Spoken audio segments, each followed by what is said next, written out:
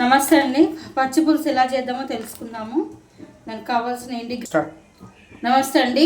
పచ్చి పులుసు ఎలా చేద్దాం నేర్చుకుందాము. దానికి కావాల్సిన ఇంగ్రీడియంట్స్: చింతపండు, నానేసిన చింతపండు, ఉల్లిగడ్డ, ఒక పచ్చిమిర్చి, 4 ఎల్లిపాయలు అండి. ఎల్లిపాయలు వేస్తే చాలా అదో టేస్ట్ ఉంటుందండి, చాలా బాగుంటుంది, హెల్త్కి కూడా మంచిది. జీలకర్ర, ఎండుమిర్చి, పసుపు 1 స్పూను, 1/2 స్పూన్. ఓకే, చేయడం చూద్దామండి. ఫస్ట్ ఇట్లా ముక్కక ఒక్క పావు నూనె పోసేసుకొని పోపు వేసేసుకోవాలి. ఫస్ట్ పచ్చిమిర్చి,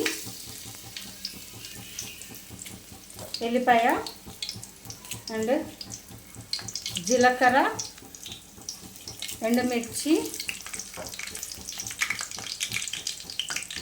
కరివేపాకు కూడా వేసుకోవచ్చండి. మా పిల్లలు కరివేపాకు తిన్నారండి, అందుకే వేయట్లేదు. కానీ కరివేపాకు ఉంటే చాలా టేస్ట్ ఉంటుంది, హెల్త్ కూడా చాలా మంచిది.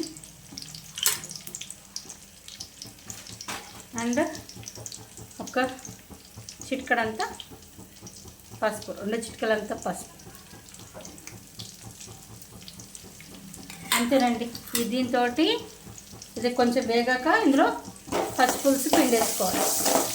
కానీ ఎల్లిపాయ వలన టేస్ట్ చాలా బాగా వస్తుందండి, ట్రై చేసి చూడండి. వేగిందండి, ఇప్పుడు పచ్చి పులుసు పిండుకోవడం.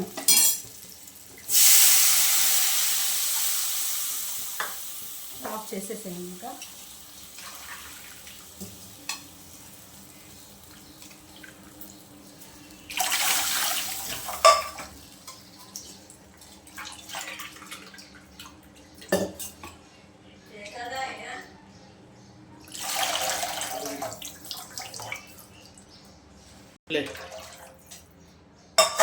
ఓకే, పసుపు పులుసు అయిపోయింది, రెడీ అయింది.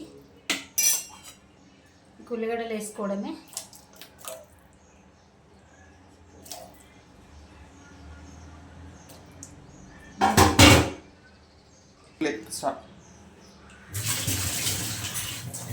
ఫైనల్గా మటన్ కర్రీ విత్ చారు అండి, అన్నంలో కలుపుకుంటే సూపర్. ఓకే అండి, మళ్ళీ నెక్స్ట్ వీడియోలో కలుద్దాం. బాయ్.